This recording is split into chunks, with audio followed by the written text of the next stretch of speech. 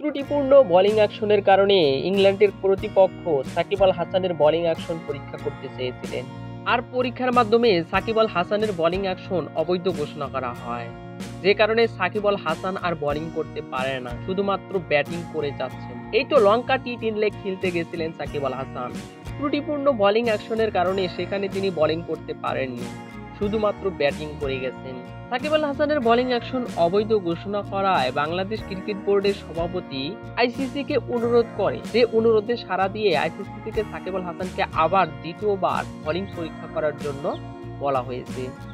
তাই তো সাকিব আল হাসান দ্বিতীয়বারের মতো ভারতের দিল্লিতে তার বোলিং অ্যাকশন পরীক্ষা দেবেন। তাই তো পরীক্ষা দেওয়ার আগে সাকিব আল হাসান লাইভে এসে দেশবাসীর উদ্দেশ্যে বলেন, আপনারা সবাই আমার জন্য দোয়া করবেন যাতে আমার বোলিং অ্যাকশন স্বাভাবিক হয়ে যায়, আমি যেন আবার দেশের হয়ে খেলতে পারি, এমনকি বিভিন্ন লিগে অংশগ্রহণ করতে পারি।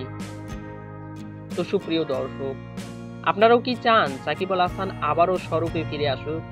যদি চান তাহলে অবশ্যই আমার কমেন্ট সেকশনে জানিয়ে দিবেন। ধন্যবাদ।